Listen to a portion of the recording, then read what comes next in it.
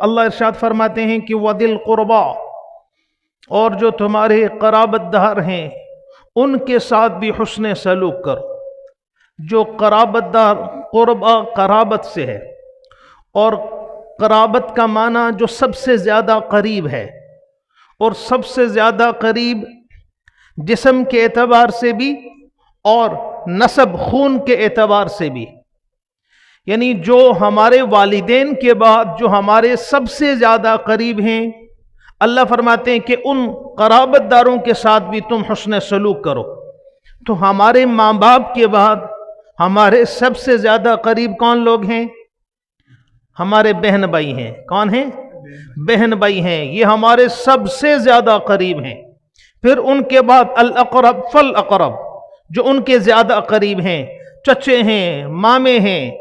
تو اللہ ارشاد فرماتے ہیں کہ والدین کے ساتھ بھی حسن سلوک کرنا ہے، اور اس کے بعد جو تمہارے قرابت دار ہیں، تمہارے رشتہ دار ہیں، اور رشتوں میں سب سے قریبی رشتہ بہن بھائی کا رشتہ ہے۔ اللہ فرماتے ہیں کہ ان کے ساتھ بھی کیا کرنا ہے؟ حسن سلوک اختیار کرنا ہے۔ اور ایک جگہ اللہ ارشاد فرماتے ہیں کہ جو قرابت دار ہیں ان قرابت داروں کو ان کا حق دو، وَآتِ ذَا الْقُرْبَى حَقًّا، قرابت داروں کو ان کا حق دو۔ یعنی قرابت داروں میں بہن بھائی ہیں، تو بہن بھائیوں کا ہم پر کیا حق ہے، ہمیں اس میں یہ دیکھنا ہے۔ اس لیے کہ ہمارے نمازوں کے ساتھ، ہمارے اعمال کے ساتھ ساتھ ہمارے معاملات کا بھی صحیح اور درست ہونا ضروری ہے۔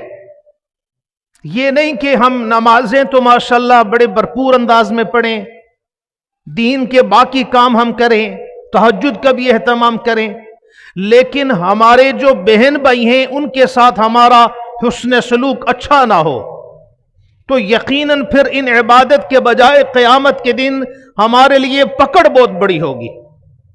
تو اللہ فرماتے ہیں کہ قرابت داروں کے بھی حقوق ادا کرنے ہیں، اپنے بہن بھائیوں کے ساتھ بھی حسن سلوک اختیار کرنا ہے۔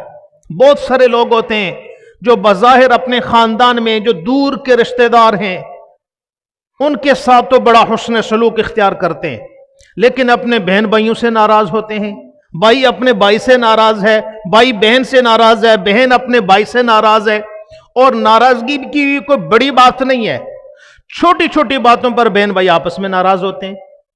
بہن نے بھائی سے کچھ مانگ لیا، بھائی نے انکار کر دیا، بہن ناراض ہو گئی۔ بھائی نے اگر اپنی بہن سے کچھ مانگ لیا، کوئی پیسے مانگ لیے یا کوئی رشتہ ناتا مانگ لیا، وہ نہیں، انہوں نے انکار کر دیا، ناراض ہو گئے۔ حالانکہ اس میں ناراضگی کی کوئی بات بھی نہیں ہے۔ ہر ایک انسان کی جو اولاد ہے وہ اس کی اپنی ذاتی اولاد ہے، اس کو اللہ نے پورا اختیار دے رکھا ہے کہ وہ اپنے بیٹے اپنی بیٹی کا رشتہ کہیں دے نہ دے، اس کو اختیار ہے۔ لیکن اس کی وجہ سے بھی بھائی بھائی سے ناراض ہو جاتا ہے، بھائی بہن سے ناراض ہو جاتا ہے۔ تو اللہ یہ فرماتے ہیں کہ والدین کے بعد تمہارے جو سب سے زیادہ قریبی تمہارے بہن بھائی ہیں، لہذا بہن بھائیوں کو بھی ان کا حق ادا کرو، ان کا حق دو۔ اس سے ایک تو اللہ یہ بھی بتانا چاہتے ہیں کہ وراثت کے اندر بھی، اس میں وراثت میں بھی جو آپ کی بہن بیٹی بھائی کا جو حق بنتا ہے وہ حق اسے دو۔ ہمارے معاشرے کے اندر عموماً اکثر ایسا دیکھنے میں آتا ہے کہ جو بھائی ہوتے ہیں ماں باپ کے جانے کے بعد، اگر ماں باپ نے کوئی وراثت کوئی ترکہ چھوڑا ہے، کسی نقدی کی صورت میں، کسی پلاٹ کی صورت میں، کسی مکان کی صورت میں، اور یہ وہ ماں باپ کا وہ ترکہ ہے جس میں ان کی بہنوں بیٹیوں کا بھی حق ہے، اور بھائی ایسے ظالم ہوتے ہیں کہ وہ اپنی بہنوں کو ان کا حق نہیں دیتے۔ اور بسا اوقات بعض لوگ والدین بھی اپنی بیٹیوں کے ساتھ اس درجے کی زیادتی کرتے ہیں کہ والدین بھی اپنی بیٹیوں کو ان کے وراثت میں حصہ نہیں دیتے۔ یعنی اگر کہیں کو وصیت کرنی بھی پڑ جائے، کوئی نصیحت اپنی اولاد کے لیے اپنی زندگی میں کرنی پڑ جائے، تو وہ بیٹوں کو دیتے ہیں، بیٹیوں کو نہیں دیتے۔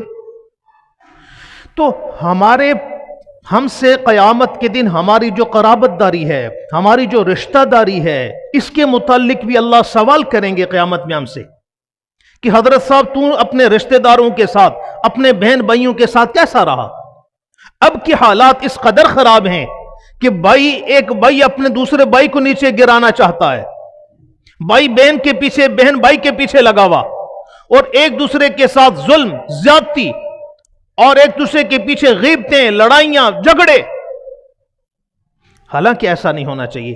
انہی بہن بھائیوں کے بارے میں قیامت میں ہم سے سوال ہوگا بھائی کہ تم نے اپنے بہن بھائیوں کو، اپنے چچاؤں کو، اپنے ماماؤں کو تم نے ان کا حق دیا کہ نہیں دیا.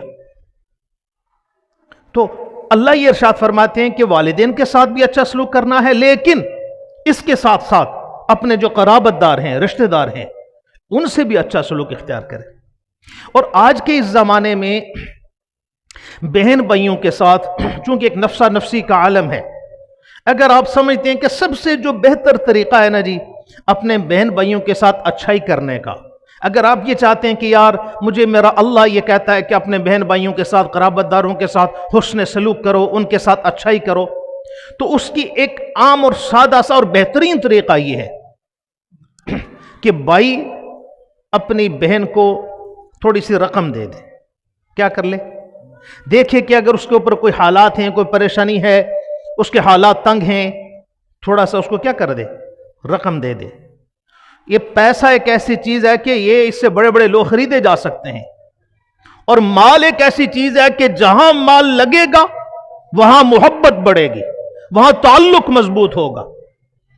بہن یہ اگر سمجھتی ہے، صاحب مال ہے، کہ یار یہ میرا بھائی ہے، چھوٹا ہے، بڑا بھائی ہے، اس کے اوپر کوئی مشکل حالات آ گئے، وہ تھوڑی سی رقم اس کو دے.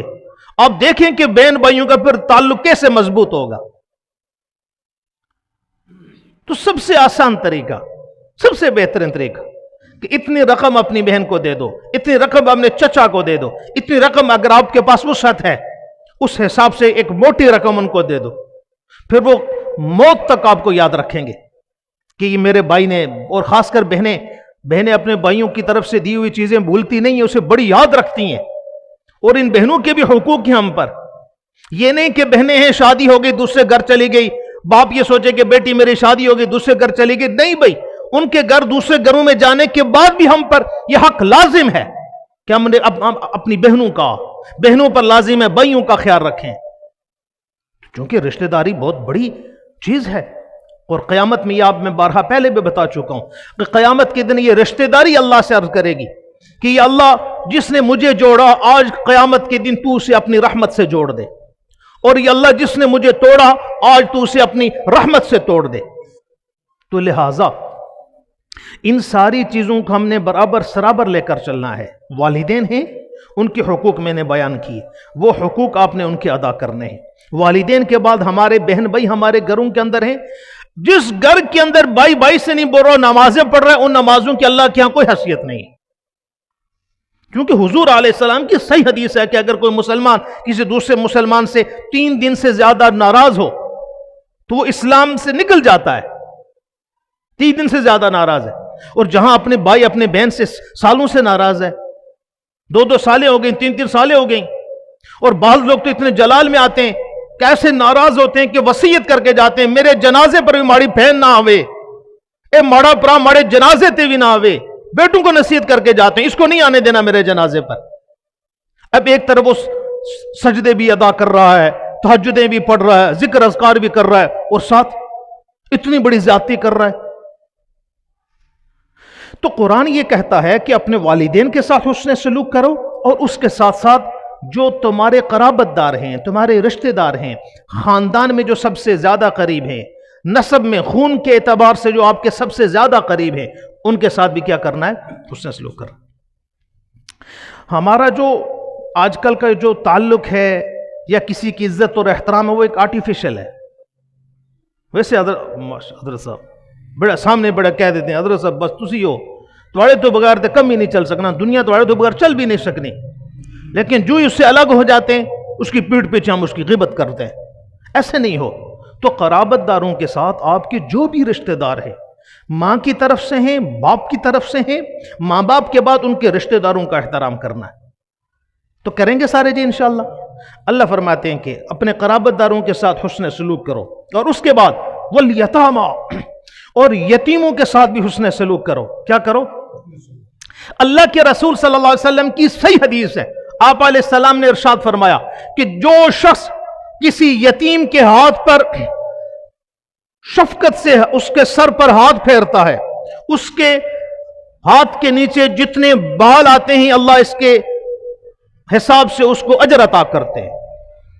اللہ کے رسول صلی اللہ علیہ وسلم کی صحیح حدیث ہے، آپ علیہ السلام نے ارشاد فرمایا کہ جس گھر کے اندر کوئی یتیم ہو اور جو شخص کسی یتیم کی کفالت کرے، یتیم کی کیا کرے؟ کفالت کرے، یہ شخص جنت میں میرا ساتھی ہوگا۔ حضور نے اپنی انگلیوں سے یوں اشارہ کیا کہ جو یتیم کی کفالت کرنے والا ہے وہ قیامت کے دن جنت میں میرے ساتھ اس طرح میرے ساتھ ہوگا۔ جنت میں حضور کی معیت مل جائے تو پھر اور کیا چاہیے؟ یعنی ہم لوگ دعائیں کرتے نا کہ یا اللہ جنت میں ہمیں اپنے محبوب کا پڑوس عطا فرما، اور پڑوس کے ساتھ ساتھ اگر بالکل ایک ساتھ رہنا نصیب ہو جائے ہمیں، اس سے بڑی سعادت کیا ہے؟ تو حضور فرماتے ہیں جو یتیم کی کفالت کرتا ہے، اللہ کے رسول نے فرمایا بہترین گھر وہ ہے جس میں کوئی یتیم ہو اور اس یتیم کے ساتھ حسن سلوک کیا جائے، اور بدترین گھر وہ گھر ہے جس میں کوئی یتیم ہو اور اس کی حق تلفی کی جائے، اس کی عزت نہ کی جائے۔ اور یتیم کا مطلب یہ نہیں کہ آپ نے دو ٹائم کی اسے روٹی کھلا دی۔ اگر ہمارے گھر میں خاندان میں کوئی یتیم ہے، اس کا مطلب یہ نہیں ہے، روٹی تو آدمی کتے کو بھی ڈالتا ہے، گھر میں باسی روٹی تو بندہ جا کر باہر بیچ دیتا ہے، ویسے بھی پھینک دیتا ہے۔ تو روٹی نہیں کھلانی ہے، روٹی تو کھلانی ہے ہی ہے، ان کی عزت کرنا ہے۔ یتیم گھر کے اندر اس کا احترام کرو۔ قرآن کہتا ہے کلا بل تکرمون الیتیم، یہ وہ لوگ ہیں، اللہ نافرمان لوگوں کے بارے میں بتا رہا ہے کہ یہ وہ لوگ ہیں جو یتیم کی عزت نہیں کرتے، یتیم کا احترام نہیں کرتے۔ تو اگر ہمارے خاندانوں میں، ہمارے گھر میں، ہمارے خاندان میں اگر کوئی یتیم بچہ پایا جا رہا ہے، اس یتیم کی کیا کی جائے؟ کفالت کی جائے، اس یتیم کی عزت کی جائے، اس یتیم کا احترام کیا جائے۔ اور اللہ کے رسول صلی اللہ علیہ وسلم نے فرمایا کہ میری امت کے لوگوں یتیموں کا احترام کرو، اس لیے کہ میں اللہ کا رسول بھی یتیم پیدا ہوا۔